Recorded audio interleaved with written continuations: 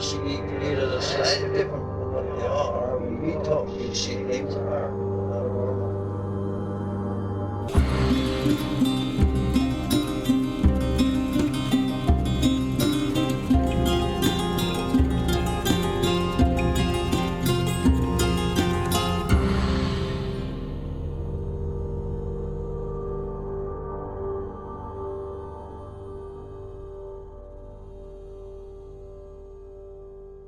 Welcome to Strange Familiars. How you doing tonight, Allison? I'm doing well. Happy March. We've marched in. Mm-hmm. On tonight's show, I will be talking with Dorian, and Dorian has several stories about... Woo!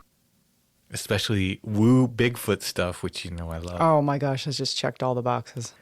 Pretty strange stuff. He's got UFOs, he's got Bigfoot, and best of all, for me, a Bigfoot and woman in white connection.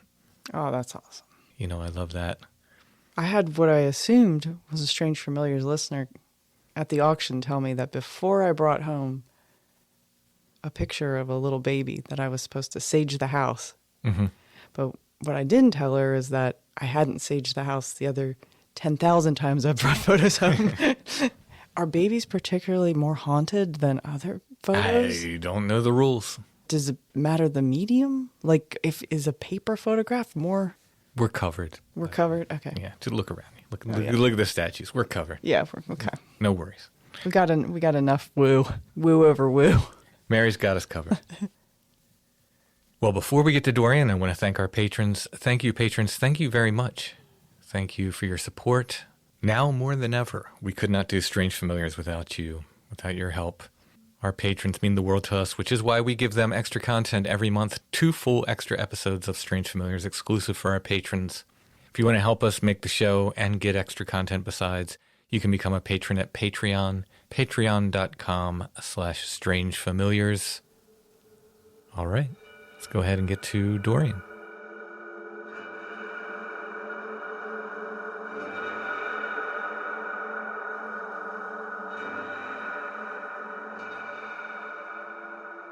All right, we're talking with Dorian. How are you doing tonight, Dorian? I'm doing well, thank you. I'm excited to get your experiences down. It sounds like some pretty wild stuff. When did this start happening for you? Well, in listening to some of your previous podcasts, I noticed that you find a correlation or a tie-in with sleep paralysis. Yeah, sure. And now that started, I want to say, in my teens. Mm-hmm. And now I was with you. I found them horrifying. They were like scary. Like I hated them, like trying to get out of them, was the hard part. If I could get myself to wiggle or move or make a sound, I could snap myself out of it. But anywho, the sleep paralysis started, I want to say, like in my early teens. Now, that may or may not have, the correlation of when all of these experiences started happening. Who knows, really, right? Sure. Yeah, so the dream started at an early age. Now, the really interesting UFO incident that happened that kind of kicked everything off, so to speak, I was around 18 years old, and this happened in, I don't know if you're familiar with, it's on the north shore of Lake Pontchartrain. New Orleans is south side of this lake. There's a lake called Lake Pontchartrain. So on the north side of it, about an hour north of New Orleans. Now, I grew up in New Orleans, but we moved to the North Shore around my teens.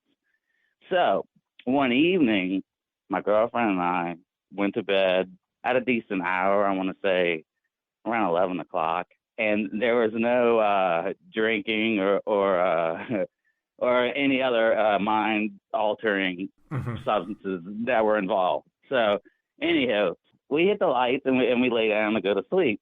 Now, I had a Dalmatian at the time. His name was Sparky. Well, I hear him start going crazy, like barking.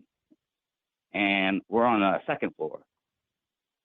So I hear the dog going crazy, and all of a sudden, the room lights up. My first gut was, and it sounds crazy, but I thought it was like a helicopter, like when they look for like bad guys, how they shine those giant Q beams down. Yeah. Well, that was my first impression. Like, I thought a helicopter was shining a light in my window, right? Now, obviously, it doesn't make much sense, but at the time, that's where I was. Sure. So, girlfriend says, Dorian, go to the window, go see what's going on. And I'm not very proud of it, but I was like, you go to the window and see what's going on. I don't want to, right? So we kind of argued about it, and so we came to I said, let's go together. So we held hands and we went together, and the dog's still going crazy, by the way. So as we approach the window, the light goes out. I mean, like completely, like a light switch. I mean, it just goes dark all of a sudden.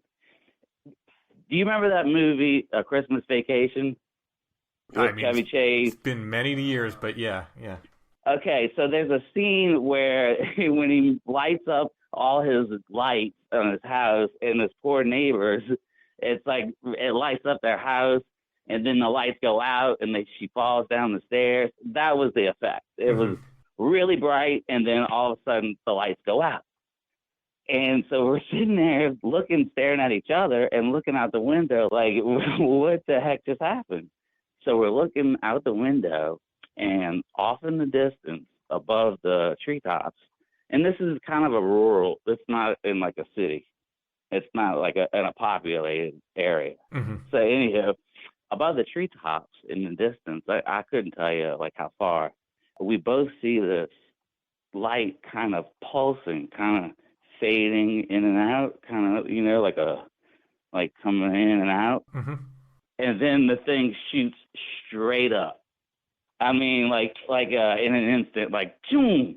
And we both just looked at each other like, okay, you saw that, right? And we both just stared at each other like, what just happened? Like all of it, the whole room lighting up. And I guess whatever that object in the distance was, I guess that's what lit the room up, I mean, yeah. I'm not sure. I didn't see, like, by the time I got to the window, it's not like I saw it leaving, if you understand. Right. Or, it was just light and then not light.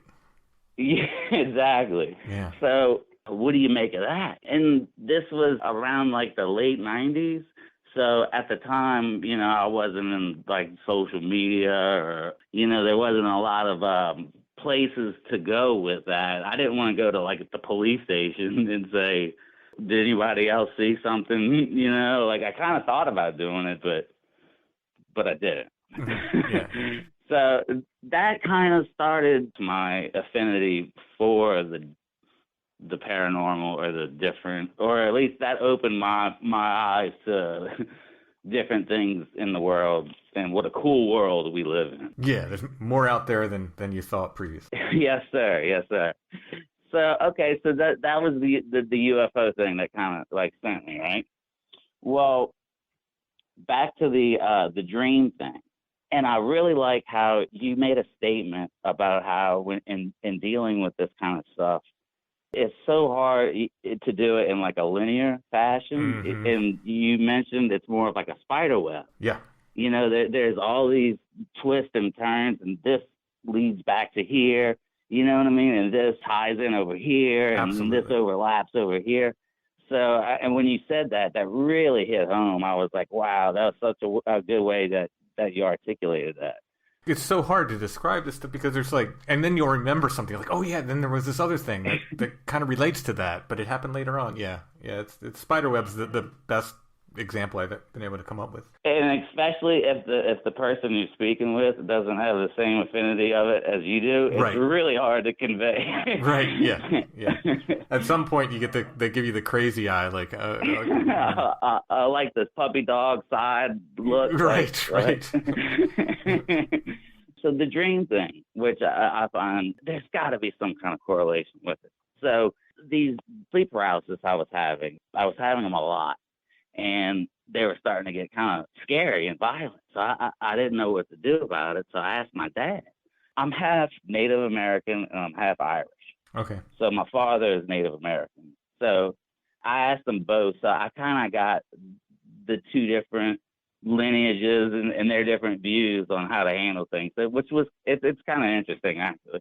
Mm-hmm. So anyway, I asked my dad, like what to do. What would, in his opinion, what could I do about these night terrors or the sleep paralysis?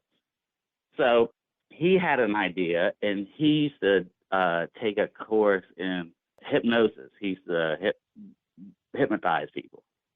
So he said that there's this, I don't know if you call it a trick or an exercise, but he says when you're having a crazy dream, and and I think I remember, because I believe your wife has lucid dreams and does something similar to this.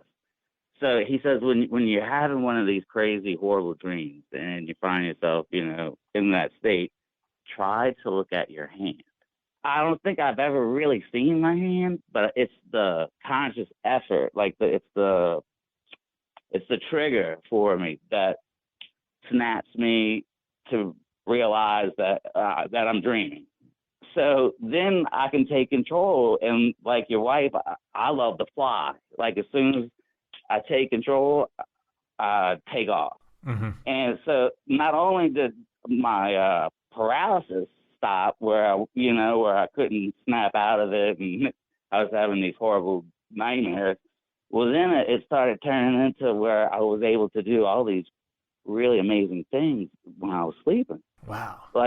Yeah, I know, and I felt like I had superpowers, but not. I still don't know really how to harness it or really, I haven't figured it out yet. But it's fun, and I know I'm on to something. I just haven't figured it out yet. Mm-hmm. So my dad we were trying this exercise, and he said that he was gonna leave an object on his porch. And he says that he wanted me when I take control and in my dream to fly to his house and tell him what's on the porch. Now, I never did do it. I flew to his house, but I never did, see the object. Oh, okay. But you get where I'm going with this, right? Yeah. Yeah. And so it's so much fun. But like I said, I haven't harnessed it. I mean, I haven't perfected it or anything, but it's a lot of fun. And when you said, your wife kind of does the same thing, I was like, oh, it hit home. Like, wow, I'm not the only weirdo. Not that she was a weirdo. I didn't mean it like that. No. But, yeah, no, I wish I could. I guess I get, it's the kind of thing I guess you have to practice. And at what point is it considered astral projection? You know what I mean? Mm-hmm. It's almost like, those exercises they do where for like the military where they try to remote viewing, I guess is what I was trying to get at. Now, it's almost similar to that, correct? Wouldn't you say? It feels like it's all related to me. Sure. Yeah. Yeah. So, I'm dabbling with that, but like I said, I'm not having perfected by any means, but I'm having a lot of fun with that. All right. So my first Bigfoot encounter, which I'm a Bigfoot junkie too. So this one has some serious high strangeness involved with it. So I'll leave a couple last names out just because there was actually a murder involved that's never been solved, and apparently the guy, he's still on the FBI's most wanted list. And this all ties into the story. It's really cool. Wow. I know. All right, so check this out. And this happens to be about a year after that UFO encounter, okay? Mm-hmm. So I have a friend of mine. His name's Derek. And I wasn't by any means a great hunter or a big one. I knew enough to be dangerous. I would, during the summers, with my cousin, we'd go trouncing around the woods with a shotgun trying to shoot squirrels. That was like the extent of my hunting knowledge. Mm-hmm. But I talked to mean game. And so my friend Derek, him and his father they brought me one year with them to go hunting. So we went it's State Line, Mississippi. It's on the border. I guess that's hence the name State Line. Mm-hmm. that it's on the border of Mississippi and Alabama, and it's kind of north. And this guy, we'll call him Bob, owned a bunch of land, and he was, real good friends with my friend Derek's father. And so, we didn't need like tags or anything. He just let us, just hunt on his property. Mm-hmm. So the very first night we're there, Derek and I were walking along there's a creek that ran through the property. And so we had a spotlight and we were shining for rabbits. I had heard about Bigfoot at this point, but, like I said, this is the late 90s and, there was social media or, there wasn't a big wealth of knowledge happening on the subject. Mm-hmm. So we're walking along this creek, and I thought we were spooking and jumping deer. We kept hearing these loud skawoosh splashes in the water. You could tell it was a heavy object because whenever it made the gawoosh, you could hear like the void of the water leave, if that makes sense. Mm-hmm. And then the splash up, the kaboosh, so it was a big object. I thought it was a deer. So then I asked my friend Derek, I said, is that deer? And he was like, no, Mm-hmm. And then we kept walking, and then it happened again. And then I said, well, what is that, Derek? And then when I saw the look on his face and that he didn't have an idea, I knew something was off, but Right. Like I said, I really wasn't a big hunter, but I didn't want to kind of let him know that. So I acted like it wasn't a big deal. So it happened about 2 or 3 more times, these giant splashes. So then when I hit the panic button is we heard another giant splash right behind us. So in other words, like we were walking and it was always the splashes were in front of us. That's why I thought we were spooking something. But then when we heard that last giant splash behind us, in other words, there was more than one thing making noises, and it sounded like we were getting pinched in, if that makes sense. Yeah. And so he had a panic look on his face. So then I panicked, and we both decided to walk really fast back to the cabin. So that's the first night. So that warmed up. And we never really kind of talked about what just happened. He was unsure, and I didn't want to press him on the issue. I just left it alone.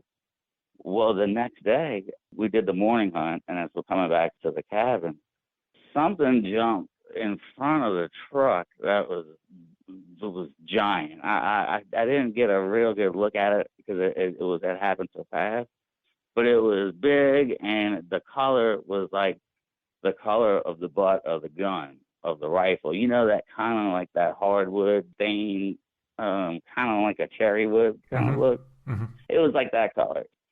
Later on, Bob comes to the cabin. Derek and I told him, says, man, something jumped in front of the truck. It was giant. And it was, we described what color it was. And he really dismissed it, like right away, like, oh, that was an old timber wolf you saw. And in the back of my head, I was thinking, like, one, I don't know if there's a lot of wolves in Mississippi, but I didn't want to question the gentleman. He was a lot more knowledgeable than I was about the woods. So Right. I just took his word for it. And I knew that it was so big that it wasn't a wolf, but like I said, I just brushed it off, right? Yeah, so I know you said you didn't get a good look at it, but could you estimate the size? Okay, it was definitely wider than it was like a 90s Pathfinder we were in, and it was wider than the vehicle. Oh, okay. And it hit the little road that it was like it landed like it made a leap, hit the road, and made another leap. But it happened so fast, I didn't really get a good look. But it was giant, and we hit the brakes, and then he had that same weird panicky look on his face that he had the night before. Yeah. So you see where this is going, right? Things are adding up, but like I said, we didn't have a wealth of knowledge of this kind of stuff at that point. Right, yeah. But I knew something was off. Okay, so this is where it gets weird. So we leave. We end up, that was as far as the Bigfoot stuff that I saw at that point. Now, I guess about a few months later, Bob's wife was found shot execution style in the ditch, not far from like the cabin we were staying in. Now, they say that Bob did it, and he's never been found. And his hairpiece and his buck knife and things that the guy never left home with were at the house. And, he's still never been found. And I'm not saying that he knew about Bigfoot and something was tied in with all that, but who knows? It's all real weird. And the kicker is his property is backed up to a state park, like a national park, I guess, or whatever. So I don't know. I found that all kind of. Yeah, it's an odd bit of. You know what I mean? Yeah. I'm not saying it's related, but it makes a weird story. Yeah. If anything, and he still hasn't been found. Yeah, it's like I often say, there's like other weirdness that tends to surround all of this weird stuff. It seems like there's other weirdness that surrounds it too. And the land, and then you always say there's something with the land that always has a part to play in a lot of this stuff. Yeah, as well. Wow. Your friend that was driving, I know you said he just had that same look on his face. He never mentioned whatever jumped in front of you again either, I'm guessing. No, and in fact, I ran into him about a year ago, and I brought all this up, and he remembers the creek and the splashing, and he remembers hitting the brakes to avoid hitting something, but he doesn't remember what. Interesting. Yeah, that's interesting. Now, mind you, this wasn't his first big hunting trip. It was for me. So all this stuff, I was on heightened sense alert. Like, you know what I mean? Like, this is all new and exciting to me. So I remembered everything. Right. Whereas that, like this is just another hunt for him, if you understand what I'm saying. Okay, so like I said, I don't know if anything correlates, but I found that kind of weird. Yeah. And the fact that the property butts up to the state park, I thought that was kind of interesting as well. I've driven through that part going down to Alabama, and I remember looking, like just as we were driving through that area, I remember looking at the woods and just thinking, man, these are thick woods here. Like, they just looked so thick. Like, I mean, anything could be in there. Yeah. Yeah, there was a lot of them, too, if I remember correctly. I just remembered, like, oh, wow, this is, like, different than Pennsylvania. These are really thick woods. Like, what are the woods in Pennsylvania like?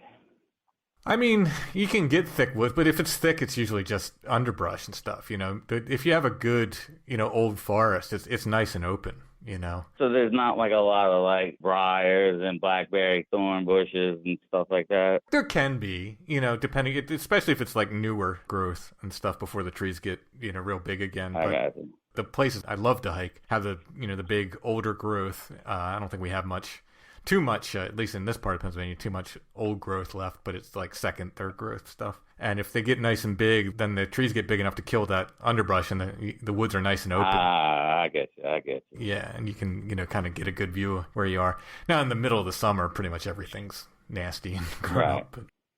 Okay, so sticking with the weird Bigfoot stuff, this is when I emailed you about a year ago, and that had just happened like a month earlier. So at this point in my life, I'm a real big alien junkie. Like I love just staring at the stars and looking for lights in the sky. You know what I mean? I enjoy it, but whether I see anything or not, I just I have fun. So I watched this documentary with a gentleman, Dr. Stephen Greer. Are you familiar with him? Yeah. Okay, so he had this project. Pretty sure you're probably familiar with this too. It was the CE5 group, where it's a group of people that get together, and he's kind of under the impression that a lot of these aliens or entities or whatever word you want to label it with, from what I gather, they're a lot more consciously evolved than we are. He said that when he supposedly he saw a craft, and for instance, he says there are no like joysticks. Like, in other words, you don't have to actually use like levers to move the craft. You use it with your mind. Like you use it consciously. You make the ship go or do whatever. Like there's no telephones or Right. they use, apparently he's done the impression that, they use their conscience. So they do these exercises where they get a group of people and they basically send up like a mental flare, okay? Like where they all consciously kind of together in their mind's eye picture where they are on the earth at that particular time.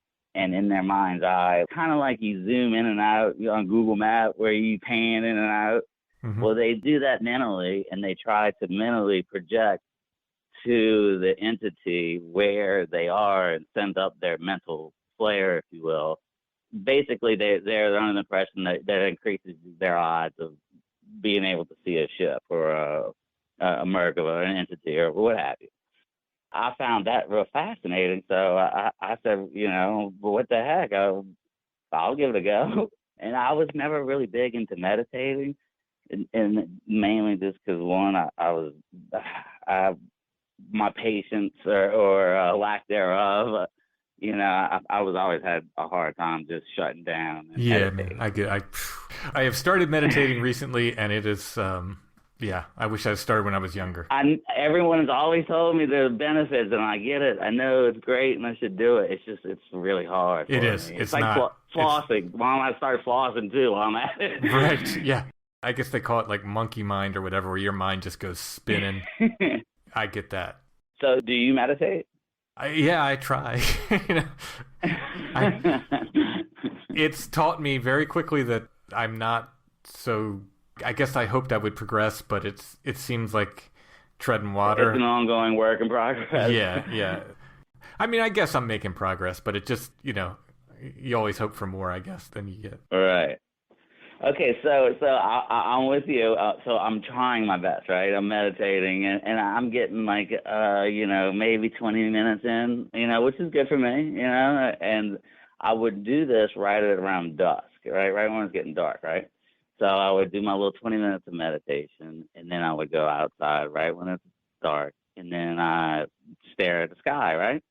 So I did this a few times, and then lo and behold, I started kind of seeing some things. Now, who knows what they are? I'm not going to come out and say I did this and I'm seeing aliens now, but I was seeing some things. I don't know what they were. They're UFOs in my book. It's unidentified, right? So just unidentified, like lights in the sky kind of stuff. Well, one of them, I call it the flasher. This one was so bizarre, Mr. Renner. It would be like almost like if someone would have a giant Q-beam in space, and it would just flash really quick one time, or usually maybe twice. Like as I'm just staring at the sky, all of a sudden, blink, and then in the same exact location, blink. What is that? It's not a satellite. It wasn't a plane. Right.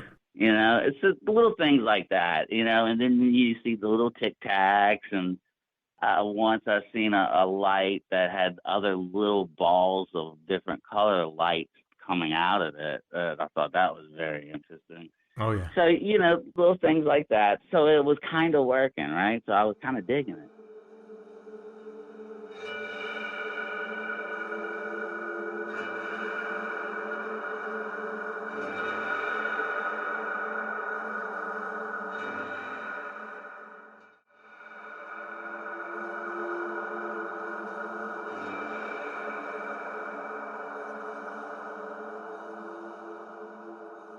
So one night I did my little meditation, and I'm in the back, and so I'm staring at the sky, and I hear the proverbial bipedal crunch, crunch, crunch, you know, walking in the woods.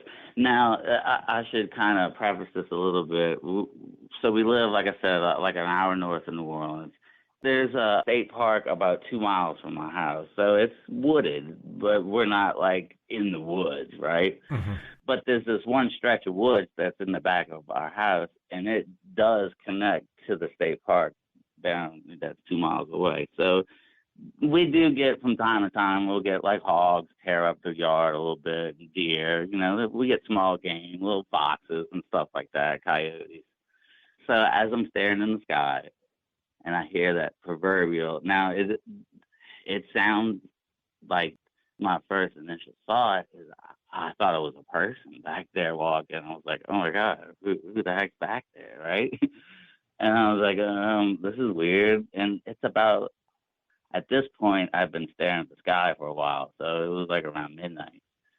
So I'm hearing this noise. So I get my girlfriend Bridget, you know, I was like, you know, come listen to this. Something's going on.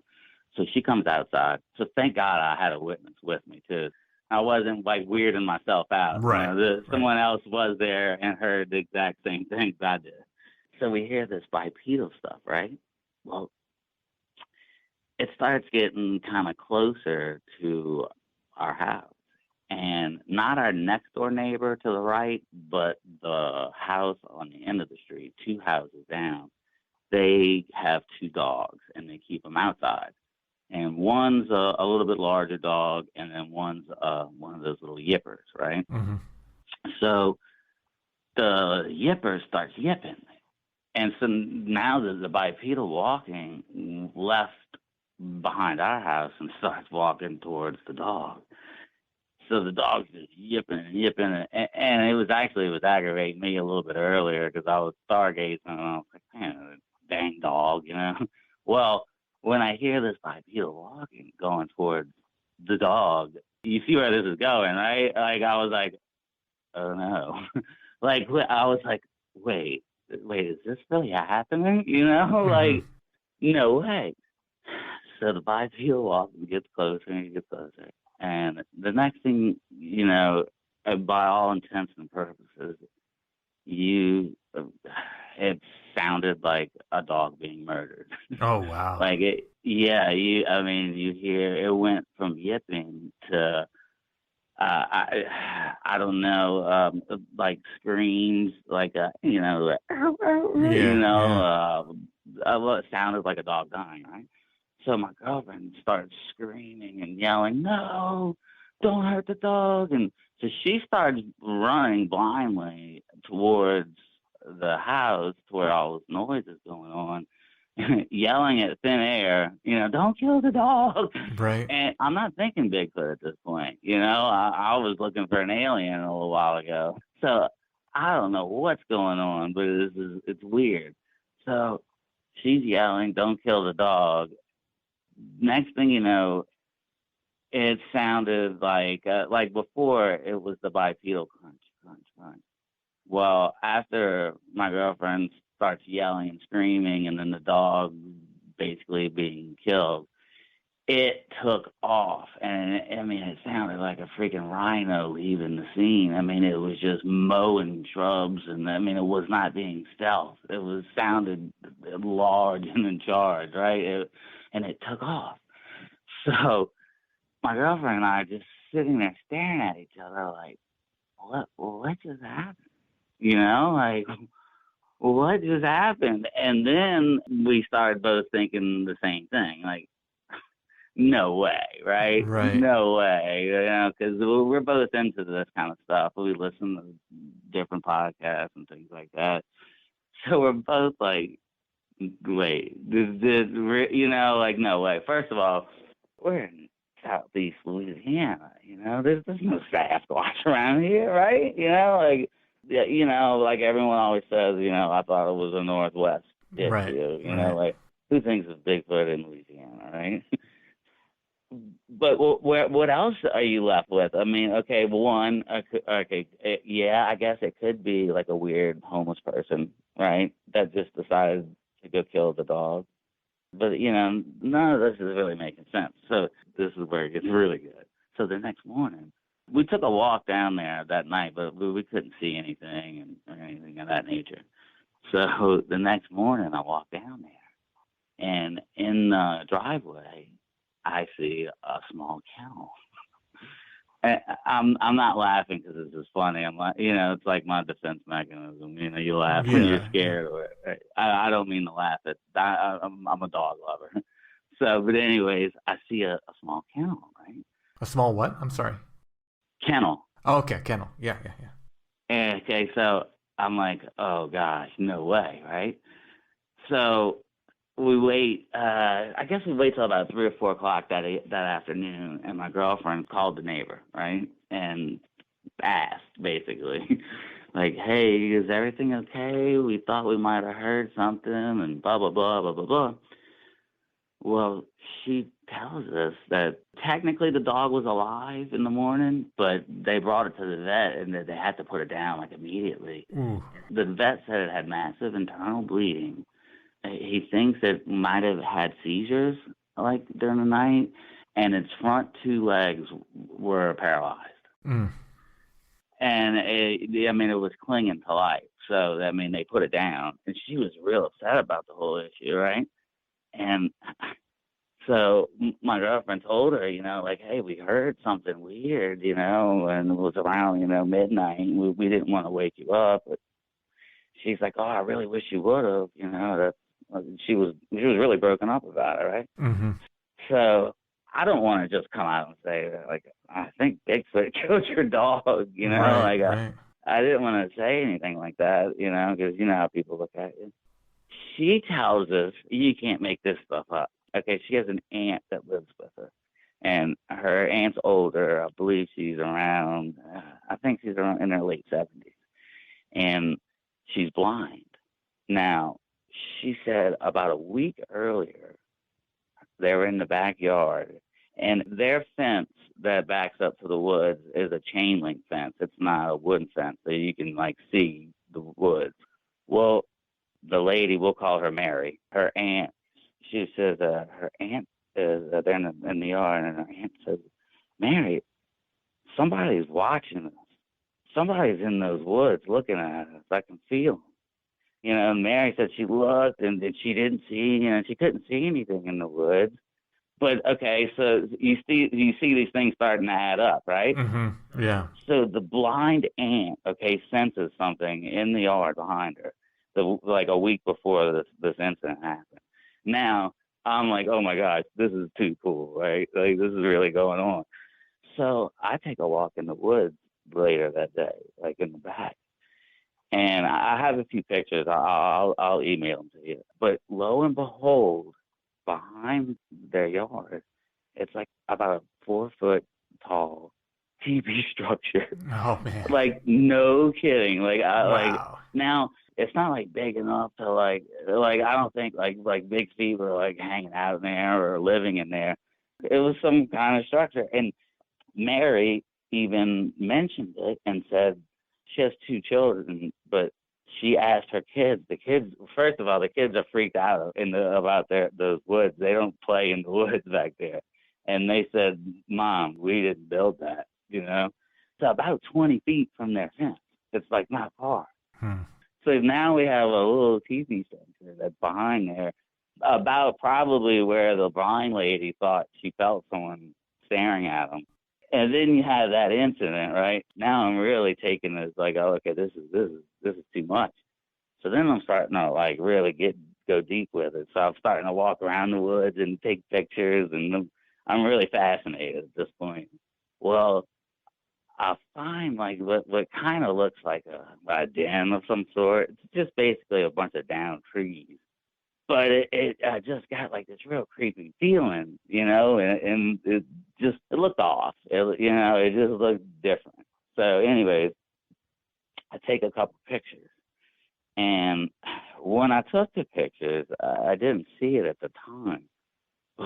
But when I get home and I'm looking at my phone, sure enough, there looked kind of like an apparition, but it looked like a lady Like, you know, the proverbial, like, you know, the lady in white that's always associated with Bigfoot. Mm-hmm. There was a lady that looked like she had like a deer headpiece, like a deer's half of a head on top of her head, like in this picture. Wow. Like, I'm not making this up, right? So I see this and I'm like, oh my gosh, this is so weird, right? Like that, like, you know, this is all like too much. Like, this is like, I'm on cloud nine. I'm having so much fun with all this. I'm like, all right. So take a step back here. You know, like, you know, sometimes you get caught up in the moment, and I reel myself back. You know, like, okay, wait. Let's get back to reality here. So I talked to my dad again. I was like, you know, I told him kind of what was going on, and I said, well, what do you think? You know, what would you do? Since you helped me with my dreams and stuff, you know, what you got on this one? Yeah. He says, well, why don't you pray? Why don't you meditate on it? Why don't you go in the woods and sit down and meditate and pray and ask and see what happens? And so, you know, that thought had never occurred to me, right? So I was like, well, you know, what do I have to lose? You know, it sounds like fun. Let's do it. So I waited till it was a nice sunny day one day. I go back there and find a little spot and I sit down and I shut down and I mentally tried to meditate, which, you know, I'm not very good at, but, you know, I gave it my college effort.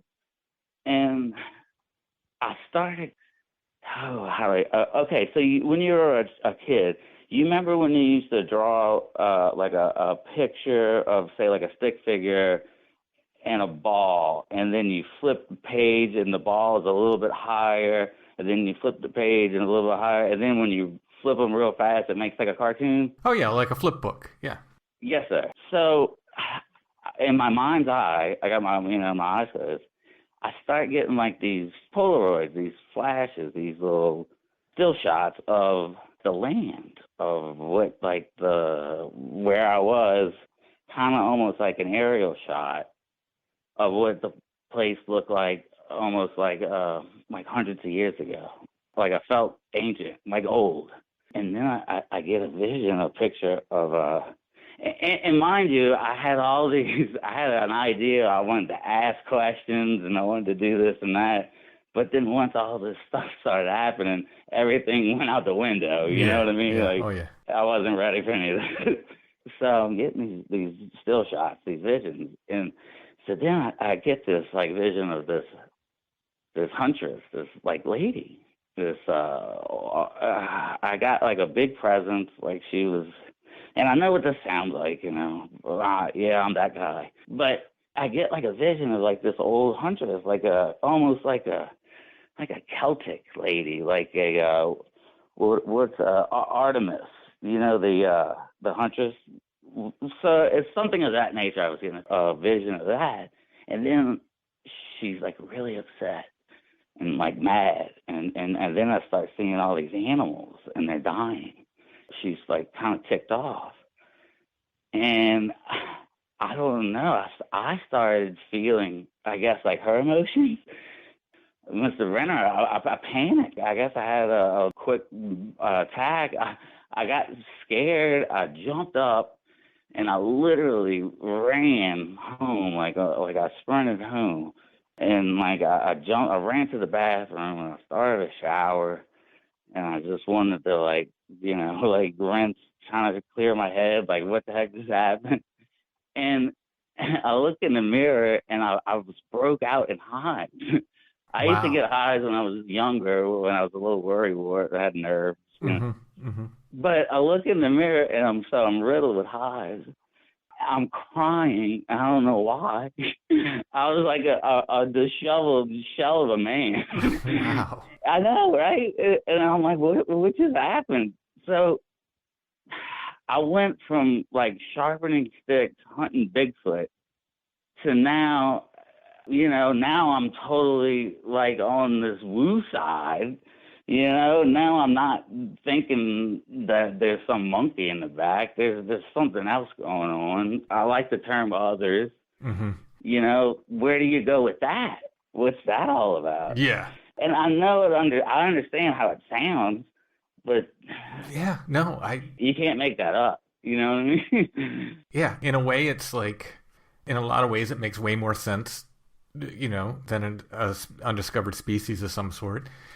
In other ways, it's like, it's way more difficult because now it just sounds so much crazier to everybody else, right? Like, I could tell even when you're talking about it, like, I know what I sound like, Yeah, it's like, I don't get it. You're chasing a ghost. Mm-hmm. Like, it's what it really seems like. You know, like, I know we've heard the stories where they supposedly shot him and, the military's got the body or whatever. And that very well could be, but I still have a feeling that we're chasing a ghost. Mm-hmm.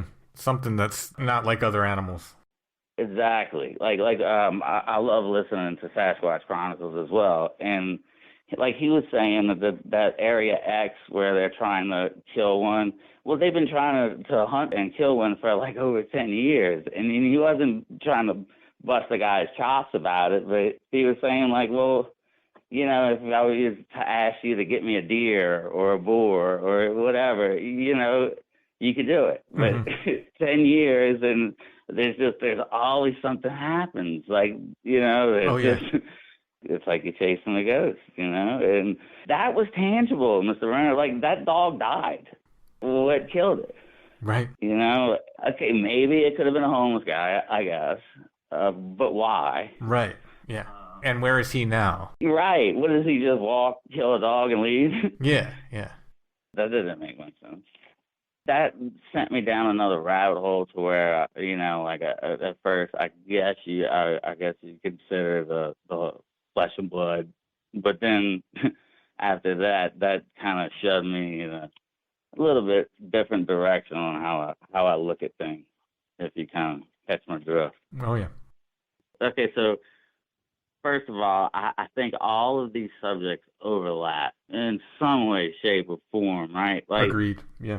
Like, one of the things I found so fascinating, you said, was back in the day when the ghost hunters, they would hear footsteps or an entity walking in the house, and they would sprinkle flour on the floor, you said, right? Yeah. And then now we're plaster of Paris and footprints, and what's the difference, really? Yeah. I mean, that's, what I mean? We're just looking for them in mud instead of, powder. Yeah. Exactly. And then apparently the pebble thing is a thing too, like with ghosts, and then I love the smell thing, like aliens, you get a sense of, you'll get the sulfur smell. So with Bigfoot and then demons, but everybody has their big egos and everyone's right and no one seems to be able to talk about the subject and admit they don't know or will be able to open-minded to someone else's theory, if you understand what I'm saying. But I think there's a giant overlap that I think y'all are doing a great job of at least trying to bring to the forefront of. I can't say for sure they're related, but like when you look at these things, like, everything you pointed out, the smells, the lights that are associated with all these different phenomena, the way the footprints are, it's like, well, we can at least say the same things are happening and then look at it that way. We might never for sure be able to connect them, but it certainly feels connected to me. Like the same things are happening in these different instances. Yes, sir. And another fascinating part is like the whole dream thing that I'm playing with. And then you said that you may or may not have had these so-called, alien abductions, but you feel like maybe you not have ever left your body, right? How much of that is not a lucid dream, but maybe you're doing things or other things are doing things in your subconscious, and that's how all that works? Could be. I mean, it could be some kind of, like you said, could be some kind of out-of-body experience. I don't know. And lately, more than ever, I feel like dreams are related to this stuff somehow. Again, I can't tell you how, but I've had too many powerful dreams and known other people that have had too many powerful dreams after these experiences that relate to them, that it's like, ooh, man, that feels like part of it too. And the fact that so many people talk about, they'll wake up and they'll see Bigfoot staring in their window and they'll just turn over and go back to sleep. You know, like what? Right. Yeah. And it makes total sense at the time. You know, like, yeah, there he is. Yeah, yeah. And speaking of, I'll touch on one quick dream that you'll like. This is a really good one. So I had one of my, I took control and I was flying. Now, sometimes I find it like I'll have trouble. It takes a lot of effort for me to fly sometimes. Like sometimes like I find myself like trying really hard. Like it's like taking a lot of energy in some way. So anyways, so I take control and I'm flying and I'm in this house and I'm in this hallway and there's a door at the end of this. It's a really narrow hallway and it's not very tall either. I want to say it's maybe 7 feet high, 8 feet tops.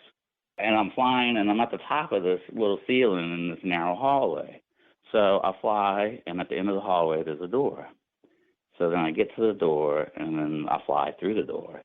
And it makes a slight little jog to the left. And it's the same narrow little hallway with another door at the end.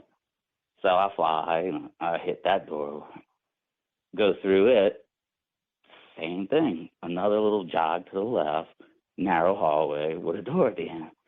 So I fly, get to it, and I go through that door, and then it kind of opens up, and it's a big room, and I'm not real sure what happens after that point. But this is where it gets good. So I wake up, and I'm late for work, so I hit the floor running. So I get in the car, I go to the job, and my dad's there waiting on me. We're painters, we do painting work. So it's the very first day, so we got to do the walkthrough with the customer, and, he's kind of just showing us what exactly he wants done. And I walk in, and you see where this is going now, right? So I walk in the house, and, I speak to the gentleman. My dad kind of gives me a little guff about being late. So we go, and we open this door, and there's this narrow, long hallway with a door at the end. My heart starts kind of, starts beating, and I was like, no way. And so, like, I don't say anything, and my dad and this gentleman are speaking. So we walk, and then we go to the end, and I said, if he opens this door, and it's another little hallway, I was like, I'm a freak. And sure enough, he opens the door, and it's another little narrow hallway with a door at the end of it. And then so we walk, and we get to the end of that door. And I said, if he opens this door, and it's a big open room, I'm going to lose it. And it did. Wow. And it was, Mr. Renner, I saw the exact hall. I mean, everything was the same.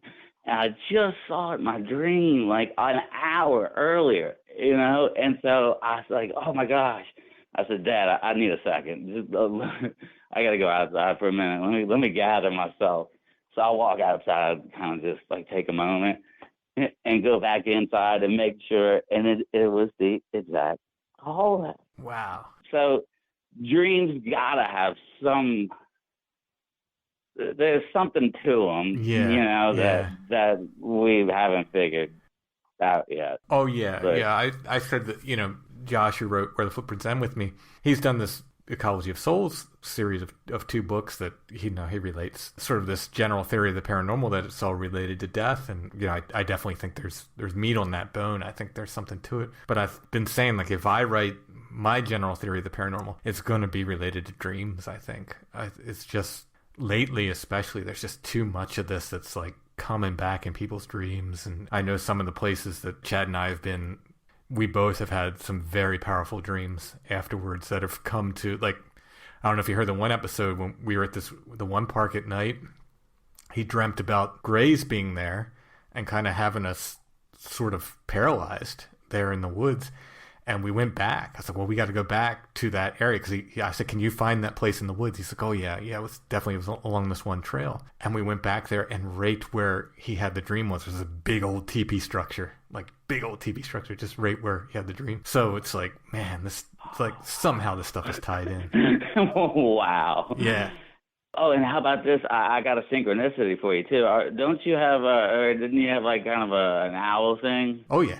So apparently last night, a not so nice person must have been driving fast down my street, and I woke up this morning and there was a beautiful dead owl in the middle of the road. Ah. So I was able to salvage a lot of its feathers and said a prayer and buried it, and treated it with respect. But I thought, how bizarre was that? The owl right the day I'm going to speak with Mr. Renner is that big dead owl right in the driveway. I thought that was kind of a weird synchronicity there for you. Yeah, a little bit.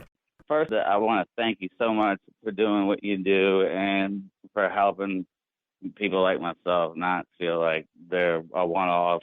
You know what I mean? You're doing a great job. Thank you. And I love how you conduct yourself and your audience. And Thank you. I find what you do very, very helpful. And it's like Confucius said, if you enjoy your work, you don't work a day in your life. Bingo. So I feel like you enjoy what you're doing, and it shows. Thank you. I'm lucky to be able to do what I do, and I'm glad people seem to, hopefully it helps people, but I feel like it's my pleasure and it's my duty to provide this space because I very much enjoy this. I'm a very lucky man. Yes, sir. So I wanted to thank you because, I took pages out of your book and I started my own podcast. Oh, awesome. What's it called? It's called Brave Awakenings. Okay. So I took it like brave, like a native brave, and then awakenings, Nice. So I thought that was a cool little play on words. Yeah. So, I'm not successful. I'm not y'all yet, but I've got my hard hat, my lunchbox, and I'm in it for the long haul, and I will make it. Mm-hmm. But anyways, I wanted to thank you for the one tip that you said that I really paid attention to, and I found that you were profoundly right on this, is no matter where you are on this planet, there is some kind of folklore wherever you live. Like, you don't have to drive hundreds or thousands of miles. I'm sure that there's something cool in your own backyard. Mm-hmm. Certainly. Like an old folklore, right? Certainly. So I remember you saying something of that nature. So I started doing my little armchair research, and lo and behold, the state park that I was mentioning earlier, that's 2 miles down the road, supposedly Marie Laveau, remember the old voodoo queen lady? Yeah. There's a sugar plantation there, and supposedly she did some wicked stuff out there. So I'm researching and I'm doing some stuff out there, and come to find out there's like all kind of weird stuff around here that I don't have to go far to find a cool story or a folklore. And it's like one leads to another too. That's the other thing. Yes, sir. I wanted to thank you so much for that. Oh yeah, man. I'm excited. You got send me links to your podcast. I'll put them in the show notes so people can find you. Yes, sir. It's Brave Awakenings. Awesome. And you're everywhere podcasts are? Pretty much. There's a few platforms I'm not on yet, but I'm working on it. Mm-hmm. Yeah, you'll get there. Just like it's a struggle. Starting the second one, I forgot what a slow grow it is. But right. If you're consistent and you stick with it, it'll grow. You'll get there. Well, thank you, and I just wanted to thank you again for everything, Mr. Renner. It's been an awesome evening, and I appreciate you. Sure, I have a couple follow-up questions if you got time. Yeah, hit me. So, are you still doing the meditations in your backyard? I don't do the CE5 thing. Mm-hmm. Like, I don't try to do where I do it and then go look for the aliens. Mm-hmm. But I am still doing the meditation part. Mm-hmm. But I'm doing it where supposedly, now I've heard, this is my theory, is you're kind of supposed to be a little specific in asking the universe, and when you're meditating, actually kind of have a point to it, and don't just kind of willy-nilly just say, I'd like to be a successful podcast guy. From what I understand, you have to be a little more detailed, and you have to put a little more effort and the intention, right? Intention's a big thing, and you're supposed to be very specific in your intentions of when you're meditating. Mm-hmm. So, in a long-winded answer, yes. And has any more Bigfoot activity or things like it around your place? No, you know what? I'd love to say yeah, but it's been quiet lately. It happens. Yeah. It seems like there's no rhyme or reason to it. You know, it's not like I heard action when the blackberries were in season. Right. You know, right. I have no idea. Right. Yeah. Yeah. Oh man, those are great stories though. Thank you so much. No, I appreciate you, and man, this was fun. I appreciate it.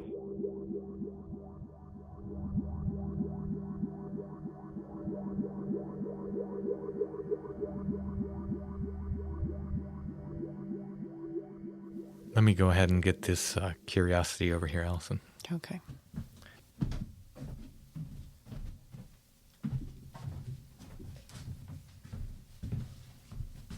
I don't even know what to call this print, this kind of printing. 70s fever dream. As someone who worked in a frame shop, is there a word for that? Oh, I don't know. It's metallic. It's like a metallic, not holographic necessarily, but... It's definitely like as you turn it different directions, it does look a little bit... It varies the photo. Mm-hmm. It's a print, not a photo, right? Yeah, the print. I'm sorry. Yeah. So this is an owl. It is a silvery, shiny owl print. Oh, yeah, like if you turn it certain ways, The eyes glow, yeah. light up, yeah. Very owl service. Did we have an episode on the owl service at one You've point? mentioned it, but I don't think we did a full episode on it. It's a pre-framed print, and you said this is the kind that it's kind of... You're not going to be able to pop that out and put something else in it. Yeah, You're stuck with the owl. It's the owl. You get the owl in the frame. I'm not going to presage it for you. I did light a little incense today, just accidentally, but... Yeah, who knows? Maybe it worked. As far as we know, this owl is not haunted. Yeah. The place it came from is very not haunted. Yeah. Unless you'd like it to be. Yeah, unless you want it to be haunted. Then it costs $10 more, and it is very haunted. Usually these kind of... Was this from the 70s or 80s? I would say, yeah. Usually that kind of thing Doesn't speak to you. at all, but this was an owl print, and I was like, oh, that's actually kind of cool. It is, and when you turn it in it catches the light in the eyes, and it looks a little spooky. So I picked it up, and I thought specifically, oh, maybe that'll be a neat little curiosity of the week. So it is a framed metallic owl print. That will be our curiosity of the week this week. If you go to the show notes at strangefamiliars.com, you should see an image of the owl. As best as I could photograph it. It's kind of hard to photograph that. Yeah, something that changes. And if you click on that, it'll take you to our Etsy shop where you can purchase that and other curiosities of the week. While you're at Etsy, make sure to pick up a Strange Familiars t-shirt. We have the Awoken Tree design in blue and glow in the dark. It would be really good if we could just wrap it around as some of the packaging on this. Exactly. There you go. You can save the earth. There won't be any bubble wrap. Just buy things and pad it out. You can purchase my artwork there, originals or prints. You can purchase my books there, signed. You don't even have to ask. Get them from Etsy. I'll just sign them automatically. Allison has a number of old photographs up there and much more. Go ahead and check it out. Our shop name is Lost Grave. There's always a link in the show notes to our Etsy shop. But if you type in Strange Familiars at Etsy, our stuff should come up. You should see our t-shirt and some of my art and stuff. And you can get to our shop that way. And while you're on Etsy, check out our friends, Chad. He's got a shop. It's called Ruck Rabbit Outdoors. I think the shop is indoors, though. They just sell outdoors material. Mm-hmm. I mean, he would sell it to you outside, too, though. I mean, that would probably be his preference, I would imagine. You don't have to be inside to buy it. But I think it's kept inside. I don't think they have a computer and all their materials outside in the weather. Probably not. Yeah. I do like the idea of like a Ruck Rabbit interiors where he just designs your living room for you. And it's all flannel. Yeah, it's like buffalo plaid couches. All buffalo plaid. It's very like Twin Peaks. Yeah. Every room has an axe hanging on the wall. Well, of course. Yes. Designed by Chad. And I can imagine that hanging over your bed at night, just really hoping it holds. I can admit this now that I don't work in doing that, but sometimes people would say that they were going to hang these really heavy pictures over their bed, and I'd be like, I think that wire is going to hold. I did an electrical job one time.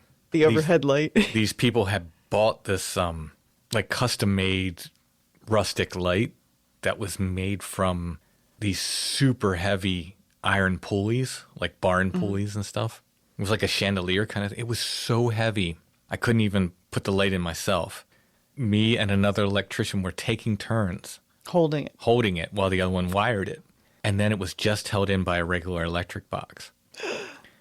To this day, I Every always, Thanksgiving, you're going, I hope none of the little kids are sitting under I it. just, oh, it was so heavy. If it fell, It would hurt somebody. oh yeah, it hurt minimum. Yeah.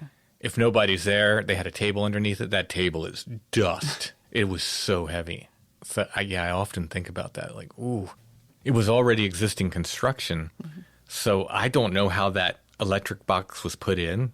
Because that part wasn't done by you. Yeah. So I remember like telling the people like, this is super heavy. Are you sure you trust this electric box? And they're like, yeah. I'm like, this is super heavy. Are you sure you trust this? And they're like, just put it in. You know what I realized as an adult recently? That everyone's just kind of winging it. I think so. Yeah. In every industry. Like you talk to nurses and they're just like, hoping for the best. And you talk to everyone's just kind of winging it. When you're younger, you have this idea that when you get to be an adult, that You know what to do. you know what to do, and that things finally have this clarity. I'm telling you, kids, it never happens. We're all winging it. I know exactly what I'm doing. Well, I don't think that we can hurt people with a podcast. Let's hope not. Yeah, Let's I wouldn't want to hope do not. that. I don't want any podcasts falling on anybody's head. Exactly. I hope that iron chandelier is still holding out there. If you listen, you know who you are. I hope all is well with that. Also at Etsy is our friends Karmic Garden. And that's it for tonight. We'll be back soon with another episode of Strange Familiars.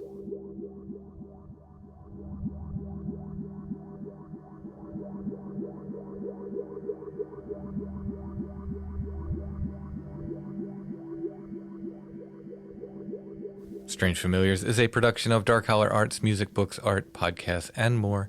Intro and background music is by Stone Breath. If you want to purchase Stone Breath or hear more, you can go to stonebreath.bandcamp.com. The Witch Cloud is also there, our 300th special episode. Strange Familiars is on Facebook, facebook.com/Strange Familiars.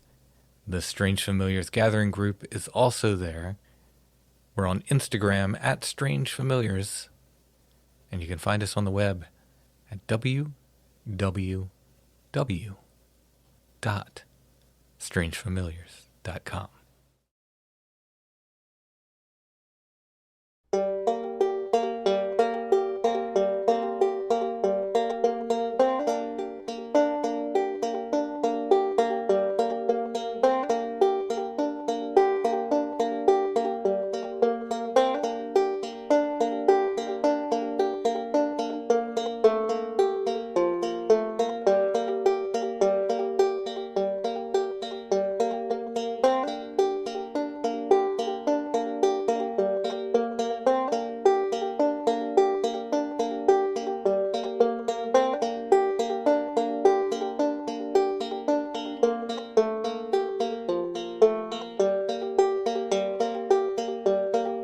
If you've lost your way and you can't find home, listen for my voice as you walk through the night.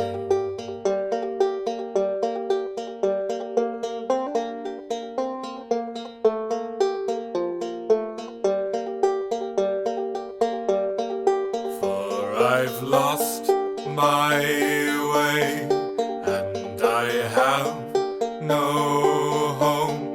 Sing the night bird's song as I wait for daylight.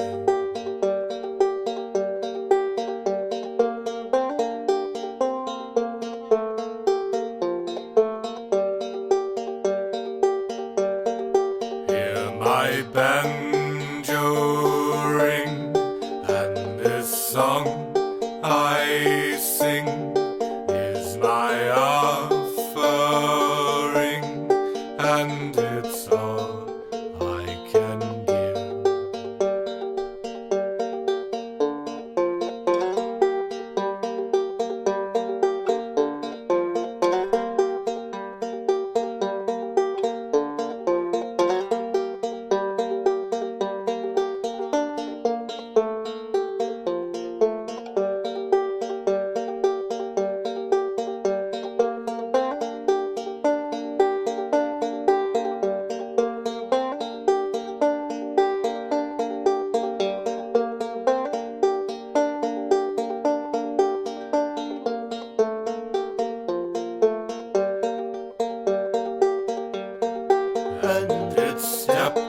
by step on the winding way, moonlight on the leaves as we walk through the night.